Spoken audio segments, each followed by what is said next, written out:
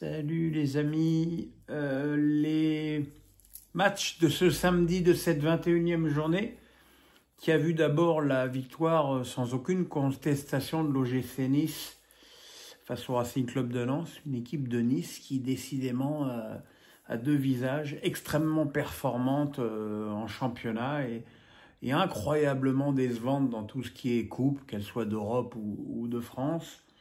Là, franchement, les Niçois, bon, c'est vrai qu'il y avait 6 joueurs différents par rapport à l'élimination à Saint-Brieuc, mais les Niçois ont quand même fait un match sérieux, efficace, d'un niveau athlétique assez intéressant, parce qu'on le sait, Lens est une équipe qui a des arguments à ce niveau-là. Mais le problème des Lensois dans ce match-là, c'est que leur escouade offensive, alors si on peut considérer Thomasson dans les squads offensives, mais en tout cas l'attaque Koyalipou, Enzola a été inexistante et catastrophique. Et évidemment, c'est difficile de marquer les buts et de se créer même des occasions avec un duo offensif aussi déficient. Après un but refusé par la VAR, Nice a ouvert le score sur une faute commise par Thomasson. Penalty transformé par Laborde.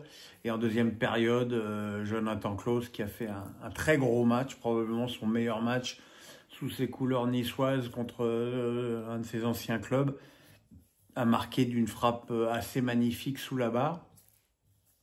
Du coup, Nice revient sur Monaco au classement et Lens continue à alterner le bon et moins bon, mais c'est vrai que la prestation des Lensoises est un petit peu inquiétante. Et à Nice, j'ai surtout vu, comme d'habitude, un Guessant extrêmement remuant, mais aussi un très très bon Bouhaddi. À 19h, on a eu la surprise du jour avec la victoire du Havre à Lille. Alors évidemment, quand on voit ça, 2-0, on se dit, Lille s'est créé plein d'occasions, Lille s'est fait contrer, c'est un petit miracle. Quand on voit le match, pas du tout. C'est très très certainement le meilleur match des Havrais depuis le début de la saison. Avec, c'est vrai aussi, des recrues hivernales qui donnent un peu plus de consistance à l'équipe, que ce soit Hassan, que ce soit Diawara, que ce soit Mwanga. Évidemment, ça apporte de la solidité à l'équipe. Je pense aussi que le changement de gardien est intéressant. C'est Hassan, l'Égyptien, qui a ouvert le score en suivant bien un ballon détourné de la tête pour marquer un ballon piqué. Et puis le deuxième but a été marqué par Soumaré après un cafouillage digne d'un match de régional. Mais voilà, Lille vit décidément une mauvaise semaine après son élimination à domicile contre Dunkerque. Et puis j'ai trouvé les Lillois sans jus, sans ressort, sans idée. Peut-être qu'à un moment donné aussi le poids des matchs commence à se faire sentir et qu'ils ont peut-être le petit coup de moins bien qu'on pouvait craindre après la défaite à Liverpool et la défaite à Strasbourg. C'est vrai que les résultats sont un petit peu moins bons pour le LOSC donc ces derniers temps. Maintenant, les nordistes ont encore évidemment toutes leurs chances pour terminer européens en championnat et puis ils ont aussi forcément un tour ou encore au moins de Ligue des Champions très intéressant à jouer. Et puis ce soir, Habib Beye a donc remporté son deuxième succès consécutif sur le banc du Stade Rennais, le deuxième sans encaisser de but. C'est aussi à noter quand on connaît la faiblesse défensive des Bretons depuis le début de la saison. Il y a eu un petit peu plus de maîtrise que contre Strasbourg, mais c'est vrai que l'adversaire était moins fort aussi avec Saint-Étienne. Mais on ne peut pas non plus dire que l'emprise rennaise sur le match était totale. Après, c'est vrai qu'il y a tellement de nouveaux joueurs à intégrer que c'est pas facile d'avoir une identité de jeu extrêmement précise avec des mecs qui arrivent et qui débutent.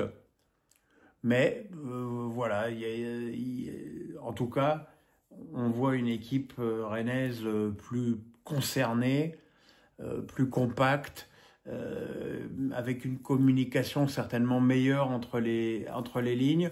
Le premier but a été marqué par Kalimuendo qui a repris à bout portant un centre fort de l'excellent Assignon. Le deuxième but a été marqué par Magida sur un petit peu un concours de circonstances puisqu'il s'est retrouvé à 2 mètres du but pour pousser la balle.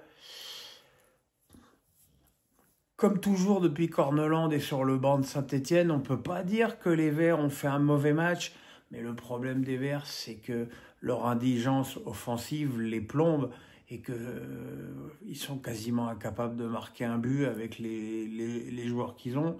Et c'est vrai que les repreneurs, c'est quand même assez incroyable que les repreneurs de cette équipe ne se soient pas un peu plus penchés sur le secteur offensif des Verts.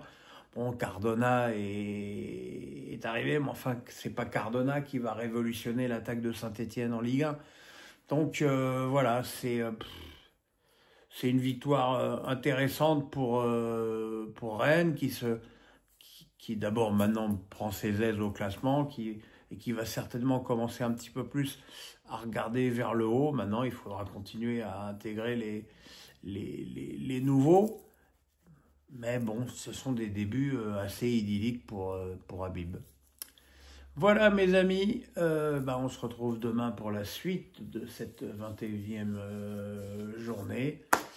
Voilà, passez une bonne nuit. Joy a déjà commencé la sienne. Le pouce, la cloche, on s'abonne. À demain, bye bye.